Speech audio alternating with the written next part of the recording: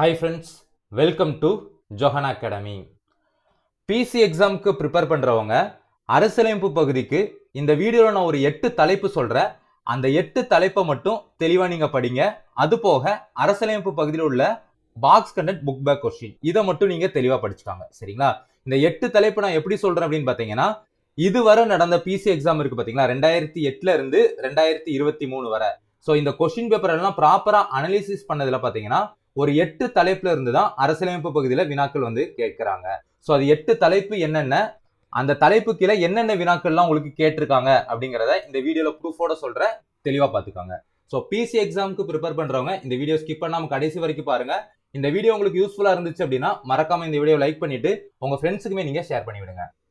அதுக்கு முன்னாடி பாத்தீங்கன்னா நம்ம சேனல் சார்பா பிசி எக்ஸாமுக்காக ஒரு பெய்டு டெஸ்ட் பேட்ச் நம்ம ஸ்டார்ட் பண்ணியிருக்கோம். இல்ல ஜாயின் பண்றதுக்கான ஃபீஸ் பாத்தீங்கன்னா 750 ரூபா. சரிங்களா? சோ 750 ரூபா பே பண்ணி ஜாயின் பண்றவங்களுக்கு பாத்தீங்கன்னா அந்த ஷெட்யூல்ல கொடுத்திருக்க எல்லா பிடிஎஃப்பும் பாத்தீங்கன்னா உங்களுக்கு படிக்க கொடுத்துருவோம். சரிங்களா? சோ நம்ம கொடுக்கக்கூடிய பிடிஎஃப் மட்டும் ப்ராப்பரா படிச்சு நீங்க பிராக்டிஸ் பண்ணா போதும், உறுதியா வரக்கூடிய பிசி எக்ஸாம்ல 65 கொஸ்டினுக்கு மேல ஈஸியா நீங்க ஆன்சர் பண்ணிட முடியும். சரிங்களா? சோ அந்த டெஸ்ட் பேட்ச்க்கான ஷெட்யூல் அதுக்கப்புறம் மாடல் பிடிஎஃப் பாத்தீங்கன்னா இந்த வீடியோ கீழே டிஸ்கிரிப்ஷன்ல கொடுக்குற டவுன்லோட் பண்ணி பாருங்க. சரிங்களா? சோ ரொம்ப வளவலன்னு இருக்காது. சோ ஷார்ட் அண்ட் ஸ்வீட்டா தான் கொடுப்பேன். அதை நீங்க தெளிவா படிச்சா போதும், உறுதியா நீங்க 65 கொஸ்டினுக்கு மேல ஆன்சர் பண்ணிடலாம். சரிங்களா? சோ 750 ரூபா பே பண்ணி அந்த பெய்ட் டெஸ்ட் பேட்ச் ஜாயின் பண்ண விருப்பம் உள்ளவங்க பாத்தீங்கன்னா I want PC test batch அப்படின்னு டைப் பண்ணி 9385950322 இந்த வாட்ஸ்அப் நம்பருக்கு சென்ட் பண்ணீங்கன்னா உங்களுக்கான ஜாயினிங் ப்ரொசீஜர் நான் அப்டேட் பண்ணுவேன். சோ விருப்பம் உள்ளவங்க நீங்க ஜாயின் பண்ணிக்காங்க. ஓகே, ஃபர்ஸ்ட் பாருங்க இந்திய அரசியலமைப்பு. சோ இந்த இந்திய அரசியலமைப்பு பகுதி எதுலலாம் கவர் ஆகும் அப்படின்னு பாத்தீங்கன்னா, சிம்பிளா சொல்ல போனா 10th சோசியல் புக் இருக்கு பாத்தீங்களா, அதுல குடிமையல் பகுதியில இந்திய அரசியலமைப்புன்னு ஒரு பாடம் இருக்கும். சோ அந்த பாடத்தை நீங்க தெளிவா படிச்சுக்கணும். 6th சோசியல் புக்ல பாத்தீங்கன்னா செகண்ட் டேர்ம்லயோ இல்ல ஃபர்ஸ்ட் டேர்ம்லயோ பாத்தீங்கன்னா இந்திய அரசியலமைப்புன்னு ஒரு பாடம் இருக்கும். அந்த ரெண்டு பாடம். சரிங்களா? சோ 10th சோசியல்ல உள்ள இந்திய அரசியலமைப்பு பாடம், அதுக்கப்புறம் 6th சோசியல் புக்ல உள்ள இந்திய அரசியலமைப்பு பாடம், இதை மட்டும் இந்த பகுதிக்கு நீங்க படிச்சா போதும், உறுதியா ஒரு கொஸ்டின் உங்களுக்கு வந்துடும். சரிங்களா? அதுல என்ன கொஸ்டின்லாம் கேட்டிருக்காங்க பாருங்க. இந்திய அரசியலமைப்பு எப்போது ஏற்றுக்கொள்ளப்பட்டது? சோ இந்திய அரசியலமைப்பு பாத்தீங்கன்னா 26 நவம்பர் 1949ஆம் ஆண்டு ஏற்றுக்கொள்ளப்பட்டிருக்கும். சரிங்களா? ஆனா எப்போ நடைமுறைக்கு வந்திருக்கும் அப்படின்னு பாத்தீங்கன்னா 26 ஜனவரி 1950ல நம்ம இந்திய அரசியலமைப்பு நடைமுறைக்கு வந்திருக்கும். சரிங்களா? நம்ம இந்திய அரசியலமைப்பு உருவாக எடுத்துக்கொண்ட காலம் எவ்வளவு அப்படின்னு பாத்தீங்கன்னா 2 ஆண்டுகள் 11 மாதங்கள் 18 நாட்கள். சரிங்களா? இதெல்லாம் ரொம்ப ரொம்ப முக்கியமானது, நோட் பண்ணிக்காங்க. சோ நம்ம பேட்ச்ல ஜாயின் பண்றவங்களுக்கு பாத்தீங்கன்னா இதெல்லாம் கொஸ்டின் ஏரியா ஷீட் அப்படின்னு சொல்லிட்டு உங்களுக்கு நான் கொடுத்துருவேன். சரிங்களா? சோ படிக்கக்கூடிய கண்டென்ட்லாம் பிடிஎஃப் உங்களுக்கு டைப் பண்ணி கொடுத்துருவேன். சோ விருப்பம் உள்ளவங்க 750 ரூபாய் பே பண்ணி ஜாயின் பண்ணிக்காங்க. ரெண்டாவது கொஸ்டின் பாருங்க. இந்திய அரசியலமைப்பின் எந்த சட்டப்பிரிவு இந்திய அரசியலமைப்பின் இதயம் மற்றும் ஆன்மா என டாக்டர் அம்பேத்கர் குறிப்பிடுகிறார்? இந்த கொஸ்டின் பாத்தீங்கன்னா 2022 நடந்த பிசி எக்ஸாம்ல கேட்டிருக்காங்க. ஆன்சர் பாத்தீங்கன்னா சட்டப்பிரிவு 32. சரிங்களா? சோ இந்த சட்டப்பிரிவு 32 தான் இந்திய அரசியலமைப்பின் இதயம் மற்றும் ஆன்மா அப்படின்னு சொல்லிட்டு டாக்டர் அம்பேத்கர் அவர்கள் குறிப்பிட்டிருக்காங்க. சரிங்களா? இந்த சட்டப்பிரிவு 32 இருக்கு பாத்தீங்களா, இத அரசமைப்பு பரிகார உரிமை அப்படின்னு சொல்லிட்டு சொல்லுவாங்க. சரிங்களா? சோ இது போக பாத்தீங்கன்னா அரசு நெறிமுறையறுத்தும் கோட்பாடுகள் இருக்கு பாத்தீங்களா, அத இந்திய அரசின் புதுமையான சிறப்பம்சம் அப்படின்னு சொல்லிட்டு அம்பேத்கர் அவர்கள் குறிப்பிட்டிருப்பாங்க. சரிங்களா? அதே மாதிரி நம்ம இந்திய அரசமைப்போட முகவுரை இருக்கு பாத்தீங்களா, அத இந்திய அரசமைப்பின் திறவுகோல் அப்படின்னு சொல்லிட்டு குறிப்பிடுவாங்க. அடுத்தது மூணாவது கொஸ்டின் பாருங்க. இந்திய அரசமைப்பு வரைவு குழுவின் தலைவர் யார்? சோ இந்த கொஸ்டின் பாத்தீங்கன்னா 2010ல நடந்த பிசி எக்ஸாம்ல உங்களுக்கு கேட்டிருக்காங்க. சரிங்களா? யார் அப்படின்னு பாத்தீங்கன்னா எல்லாருக்கும் தெரியும், டாக்டர் பி.ஆர். அம்பேத்கர் அவர்கள். சரிங்களா? சோ நம்ம இந்திய அரசமைப்பு வரைவு குழுவில் பாத்தீங்கன்னா மொத்தம் 7 உறுப்பினர்கள் இடம்பெற்றிருப்பாங்க. சோ அதோட தலைவர் தான் டாக்டர் பி.ஆர். அம்பேத்கர். இந்த இந்திய அரசமைப்பு வரைவு குழுவோட ஆலோசகர் யார் அப்படின்னு பாத்தீங்கன்னா பி.என். ராவ்.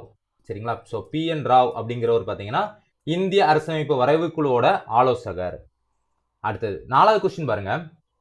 இந்திய அரசமைப்பு சட்டத்தினால் அங்கீகரிக்கப்பட்ட மொழிகளின் எண்ணிக்கை?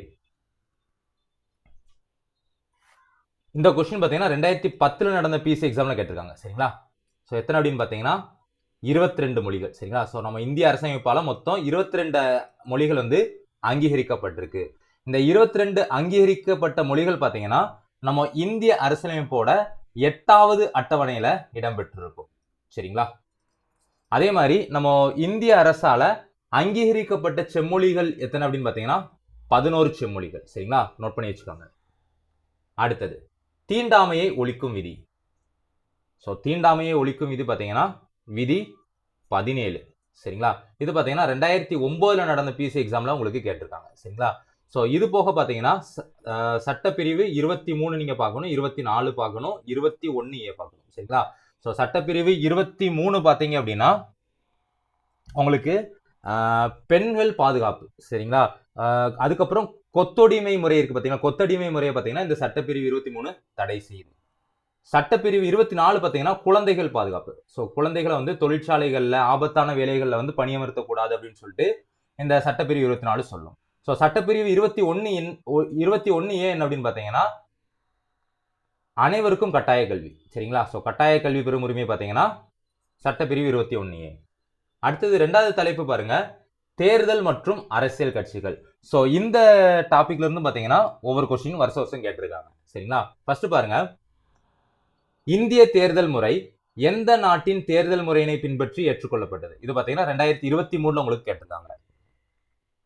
ஆன்சர் பார்த்தீங்கன்னா இங்கிலாந்து. சரிங்களா? ஸோ இங்கிலாந்து நாட்டோட தேர்தல் முறையை பின்பற்றி தான் நம்ம இந்திய தேர்தல் முறை நடைபெறுது. நம்ம இந்தியாவில் பார்த்தீங்கன்னா மொத்தம் 2 வகையான தேர்தல் வந்து நடைமுறையில் இருக்கு. ஒன்று பார்த்தீங்கன்னா நேர்முக தேர்தல், 2வது பார்த்தீங்கன்னா மறைமுக தேர்தல். சரிங்களா? ஸோ குடியரசுத் தலைவர் அதுக்கப்புறம் துணை குடியரசுத் தலைவர்லாம் பார்த்தீங்கன்னா மறைமுக தேர்தல் மூலம் தேர்ந்தெடுக்கப்படுறாங்க. சரிங்களா? நம்ம இந்தியாவில் பார்த்தீங்கன்னா முதலா பொது தேர்தல் 1920ஆம் ஆண்டு நடைபெற்றிருக்கும். சுதந்திர இந்தியாவோட முதல் பொது தேர்தல் பார்த்தீங்கன்னா 1952ல நடைபெற்றிருக்கும். சரிங்களா? அடுத்தது 7வது கொஸ்டின் பாருங்க, எந்த ஆண்டு நடைபெற்ற பொது தேர்தலில் நோட்டா அறிமுகப்படுத்தப்பட்டது? ஆன்சர் பார்த்தீங்கன்னா 2014. ஸோ இந்த கொஸ்டின் பார்த்தீங்கன்னா 2022 நடந்த பிசி எக்ஸாம்ல உங்களுக்கு கேட்டிருக்காங்க. சரிங்களா?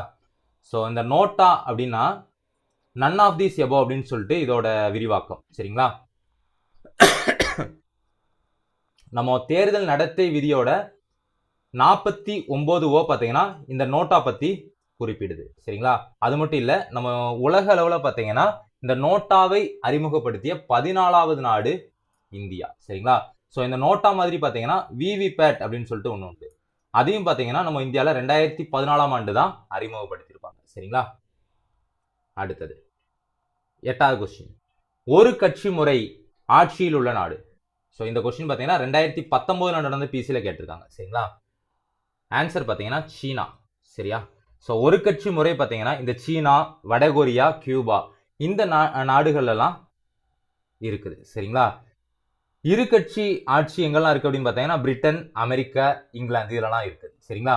அதே மாதிரி பல கட்சி முறை பார்த்தீங்கன்னா இந்தியா, பிரான்ஸ், ஸ்வீடன், அதுக்கப்புறம் நார்வே, அதுக்கப்புறம் இத்தாலி இந்த நாட்டெல்லாம் இருக்குது. அடுத்தது 9வது கொஸ்டின், தேர்தலில் வாக்களிக்க தகுதியான வயது என்ன? ஸோ இந்த கொஸ்டின் பார்த்தீங்கன்னா 2017 உங்களுக்கு கேட்டிருக்காங்க. சரிங்களா? ஆன்சர் பார்த்தீங்கன்னா 18 வயது. சரிங்களா? ஸோ 61வது சட்ட திருத்தம் பார்த்தீங்கன்னா நம்ம வாக்களிக்கும் வயதை 21 இருந்து 18 குறைச்சாங்க. அடுத்தது வாக்காளர் அடையாள அட்டையை வழங்குவது. எல்லாருக்கும் தெரியும் இந்திய தேர்தல் ஆணையம். சரிங்களா? ஸோ இந்திய தேர்தல் ஆணையம் பார்த்தீங்கன்னா இந்தியாவில் தேர்தலை நடத்துறது அதோட பணி, வாக்காளர் அடையாள அட்டையை வழங்குவது அதோட பணி. இது போக பார்த்தீங்க அப்படின்னா கட்சிகளை வந்து அங்கீகரிக்கிறது இந்திய தேர்தல் ஆணையத்தோட பணி. கட்சிகளுக்கு பார்த்தீங்கன்னா சின்னங்கள் வழங்குவதும் பார்த்தீங்கன்னா இந்த இந்திய தேர்தல் ஆணையத்தோட பணிகள். சரிங்களா? ஸோ இந்த கொஸ்டின் பார்த்தீங்கன்னா 2012 நடந்த பிசி எக்ஸாம் கேட்டிருக்காங்க. சரிங்களா? ஸோ இதோட 2 தலைப்பு பார்த்துருக்கோம். ஃபர்ஸ்ட் இந்திய அரசமைப்பு, 2வது தலைப்பு தேர்தல் மற்றும் அரசியல் கட்சிகள். ஸோ 3வது தலைப்பு பாருங்க, மத்திய மாநில அரசுகள். சரிங்களா? ஸோ இந்த தலைப்புல இருந்து பார்த்தீங்கன்னா உங்களுக்கு வருஷம் கொஸ்டின் கேட்டுக்கிட்டே தான் இருக்காங்க. சரிங்களா? ஃபர்ஸ்ட் பாருங்க, பொறுத்துக கொஸ்டின் கேட்டிருக்காங்க. ஸோ இந்த கொஸ்டின் பார்த்தீங்கன்னா 2023 நடந்த பிசி எக்ஸாம்ல கேட்டிருக்காங்க. ஓகே, ஃபர்ஸ்ட் பாருங்க, ஆளுநர் இவர் பார்த்தீங்கன்னா மாநில தலைவர். அடுத்து பாருங்க முதலமைச்சர், இவர் அரசாங்கத்தின் தலைவர். சபாநாயகர் பார்த்தீங்கன்னா மக்களவையின் தலைவர். துணை ஜனாதிபதி பார்த்தீங்கன்னா மாநிலங்களவை தலைவர். ஸோ அதற்கான ஆன்சர் பார்த்தீங்கன்னா ஏக்கு 2, பிக்கு 1, சிக்கு 3, டிக்கு 4. ஸோ ஆப்ஷன் 3 தான் சரியான ஆன்சர். அடுத்தது தவறான இணையை கண்டறிக. ஸோ இந்த கொஸ்டின் பார்த்தீங்கன்னா உங்களுக்கு 2022 நடந்த பிசி எக்ஸாம்ல உங்களுக்கு கேட்டிருக்காங்க. சரிங்களா, பாருங்க இதுல தவறான இணை அப்படின்னு பார்த்தீங்கன்னா லோக்சபா உறுப்பினர். ஸோ லோக்சபா உறுப்பினராக ஒருத்தர் தேர்ந்தெடுக்கப்படணும் அப்படின்னா அவர் குறைஞ்சது 25 வயது நிரம்பியவரா இருக்கணும். சரிங்களா, ஸோ ஆப்ஷன் 3 தான் இதுக்கு சரியான ஆன்சர். அடுத்தது மூணாவது பாருங்க, கூட்டாட்சி அரசில் டேஸ் என அமைப்புகள் உள்ளன. ஸோ இந்த கொஸ்டின் பார்த்தீங்கன்னா 2013 நடந்த பிசி எக்ஸாம்ல கேட்டிருக்காங்க. ஆன்சர் பார்த்தீங்கன்னா மத்திய மாநில அரசுகள். அடுத்தது நமது இந்தியாவின் முதல் குடியரசுத் தலைவர். ஸோ இது பார்த்தீங்கன்னா 2012 நடந்த எக்ஸாம்லையும் கேட்டிருக்காங்க, 2008 நடந்த எக்ஸாம்லையும் கேட்டிருக்காங்க. யார் அப்படின்னு பார்த்தீங்கன்னா ராஜேந்திர பிரசாத். சரிங்களா, ஸோ நேரு அப்படிங்கிறவங்க பார்த்தீங்கன்னா நம்ம இந்தியாவோட முதல் பிரதமர். அடுத்தது 15வது கொஸ்டின் பாருங்க, நமது முப்படைகளின் தலைமை தளபதி. இந்த கொஸ்டின் பார்த்தீங்கன்னா 2009 நடந்த எக்ஸாம்ல கேட்டிருக்காங்க. எல்லாருக்கும் தெரியும் குடியரசுத் தலைவர். சரிங்களா, அடுத்தது ராஜ்யசபா உறுப்பினர்களின் பதவி காலம். ஸோ இந்த கொஸ்டின் பார்த்தீங்கன்னா 2009 நடந்த பிசி எக்ஸாம்ல கேட்டிருக்காங்க. சரிங்களா, ஆன்சர் பார்த்தீங்கன்னா 6 ஆண்டுகள். சரிங்களா, ஸோ ராஜ்யசபா உறுப்பினரோட பதவி காலம் பார்த்தீங்கன்னா 6 ஆண்டுகள். ஒவ்வொரு 2 ஆண்டுகளுக்கும் பார்த்தீங்கன்னா அந்த ராஜ்யசபாவில் உள்ள 3ல் 1 பங்கு உறுப்பினர்கள் பார்த்தீங்கன்னா ஓய்வு பெற்றுட்டே வருவாங்க. சரிங்களா, ஸோ ஆல்ரெடி நம்ம 3 தலைப்பு பார்த்துருக்கோம், இது 4வது தலைப்பு அடுத்தது. சரிங்களா, ஸோ 4வது தலைப்பு பார்த்தீங்கன்னா தேசிய சின்னங்கள் மற்றும் தமிழ்நாட்டின் மாநில சின்னங்கள்.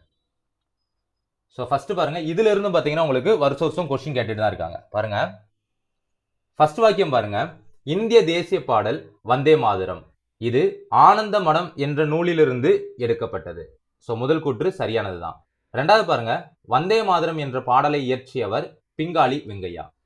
ஸோ வந்தே மாதரம் அப்படிங்கிற பாடலை எழுதியவர் யார் அப்படின்னு பார்த்தீங்கன்னா பங்கிம் சந்திர சாட்டர்ஜி. சரிங்களா, ஸோ அதற்கான ஆன்சர் பார்த்தீங்கன்னா 1 மட்டும் சரி. அடுத்தது ரெண்டாவது கொஸ்டின் பாருங்க, இது 2022 நடந்த பிசி எக்ஸாம்ல கேட்டிருக்காங்க.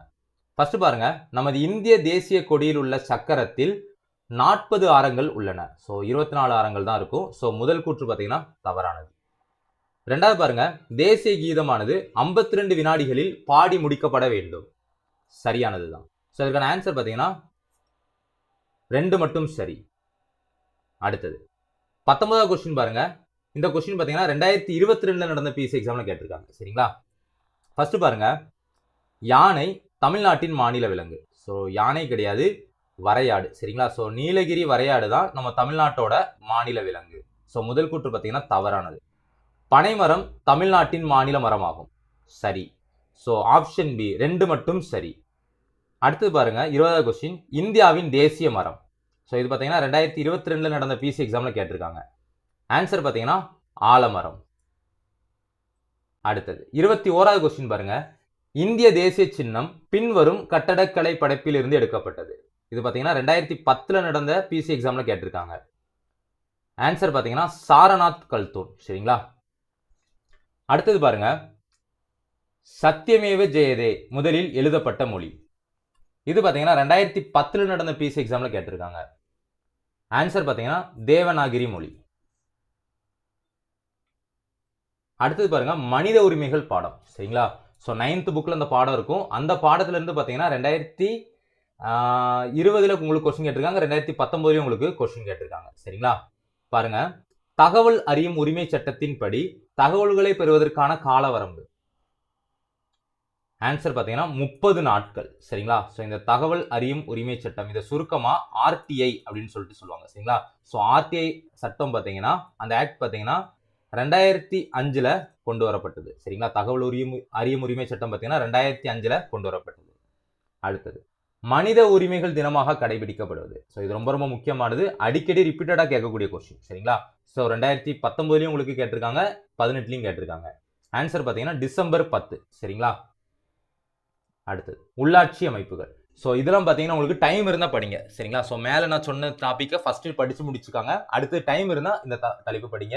ஸோ இது பார்த்தீங்கன்னா இதுக்கு முன்னாடி அந்த ரொம்ப பழைய கொஸ்டின் தான் கேட்டிருக்காங்க, அதுக்குன்னு கேட்க மாட்டாங்கன்னு நம்ம சொல்ல முடியாது, கேட்பாங்க. ஃபர்ஸ்ட் நான் சொன்ன தலைப்பை படிச்சுட்டு அதுக்கப்புறம் இந்த தலைப்பை படிங்க. சரிங்களா?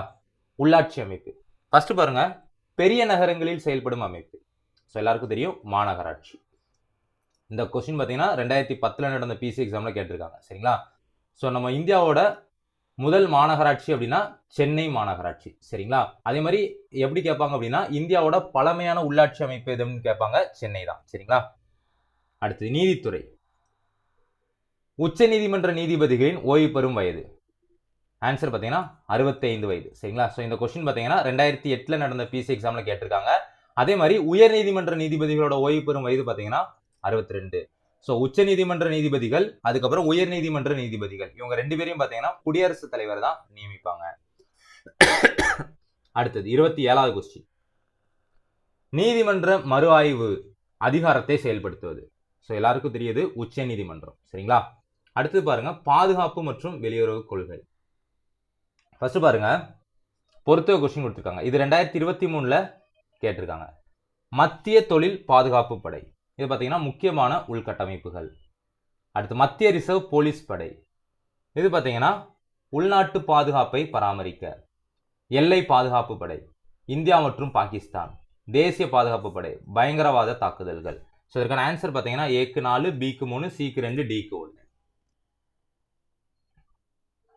அடுத்தது பாருங்க, அணு ஆயுத தடை சட்டம் கையெழுத்தான ஆண்டு 1963. சரிங்களா? ஸோ டோட்டலாக பார்த்தீங்கன்னா ஒரு 8 தலைப்பு தான். ஸோ அந்த 8 தலைப்புல இருந்தால் உங்களுக்கு கொஸ்டின் கேட்டிருக்காங்க அப்படின்னு சொல்லிட்டு நான் ப்ரூஃபுமே காமிச்சிட்டேன். சரிங்களா? ஸோ திருப்பி அந்த 8 தலைப்பு என்னெல்லாம் நான் உங்களுக்கு காமிக்கிறேன், தெளிவாக நோட் எழுதி வச்சுக்காங்க. ஃபர்ஸ்ட் இந்திய அரசியலமைப்பு, இதை தெளிவாக நீங்கள் ஃபர்ஸ்ட் படிச்சிடணும். சரிங்களா? ஸோ இதை இந்திய அரசியலமைப்பில் என்னெல்லாம் நீங்கள் படிக்கணும் அப்படின்னு பார்த்தீங்கன்னா, இந்திய அரசியலமைப்போட பேசிக்ஸ், அதுக்கப்புறம் அடிப்படை உரிமைகள், அடிப்படை கடமைகள், அதுக்கப்புறம் அரசு நெறிமுறைத்தும் கோட்பாடுகள், மொழி தொடர்பான செய்திகள். இது போக நீங்க என்ன பண்ணணும் அப்படின்னு பாத்தீங்கன்னா, அரசமைப்பு சீர்திருத்த குழுக்கள் இருக்கும், அது, அதுக்கப்புறம் குடியுரிமை. சரிங்களா? இதெல்லாம் பாத்தீங்கன்னா இந்திய அரசியலமைப்பை நீங்க படிக்கணும். 2வது தலைப்பு பாத்தீங்கன்னா தேர்தல் மற்றும் அரசியல் கட்சிகள். சரிங்களா? 3வது தலைப்பு பாத்தீங்க அப்படின்னா மத்திய மாநில அரசுகள். 4வது தலைப்பு பாத்தீங்க அப்படின்னா தேசிய சின்னங்கள், அதுக்கப்புறம் தமிழ்நாட்டு சின்னங்கள். ஸோ இதெல்லாம் நம்ம பார்த்தோம் அப்படின்னு பார்த்தீங்கன்னா ஒவ்வொரு தலைப்புக்கும் ஒரு 4 பேஜ் கூட வராது. சரிங்களா? ஸோ அந்த 4 பேஜ் நீங்க மொத்தமா பார்த்தீங்கன்னா பாலிட்டிக்கு ஒரு 25 பேஜ் மட்டும்தான் நீங்க படிக்கிற மாதிரி இருக்கும். அதை மட்டும் தெளிவா நீங்க படிச்சா போதும். சரிங்களா? நம்ம பேட்ச்ல ஜாயின் பண்றவங்களுக்கு பார்த்தீங்கன்னா இதற்கான நோட்ஸ் எல்லாம் ப்ராப்பரா நான் உங்களுக்கு கொடுத்துருவேன். 750 ரூபா ஃபீஸ் பே பண்ணி நம்ம பேட்ச்ல ஜாயின் பண்ணா நீங்க ஜாயின் பண்ணிக்கலாம். சரிங்களா? ஸோ 3வது தலைப்பு பார்த்தீங்கன்னா தேசிய சின்னங்கள், தமிழ்நாட்டின் மாநில சின்னங்கள். 4வது தலைப்பு பார்த்தீங்கன்னா மனித உரிமைகள் பாடம். சரிங்களா? ஸோ 9th புக்ல ஒரு பாடம் இருக்கு, அந்த ஒரு பாடத்தை மட்டும் நீங்க படிக்கணும். 5வது பார்த்தீங்கன்னா உள்ளாட்சி அமைப்புகள் அப்படிங்கிற தலைப்பு. 6வது பார்த்தீங்கன்னா நீதித்துறை. 7வது பார்த்தீங்கன்னா பாதுகாப்பு மற்றும் வெளியுறவு கொள்கை. சரிங்களா? ஸோ இந்த 8 தலைப்பு, இது போக பாக்ஸ் கொஸ்டின். ஸோ இதை மட்டும் நீங்க படிங்க. மற்றபடி எல்லா லெசனையும் நீங்க படிக்கணும்னு அவசியம் இல்லை. சரிங்களா? ஏன்னா நம்மளுக்கு நாள் கம்மியாக தான் இருக்கு. ஸோ ஸ்மார்ட்டா படிச்சுட்டு நம்ம மார்க் எழுட்டு போயிடலாம். தேங்க்யூ.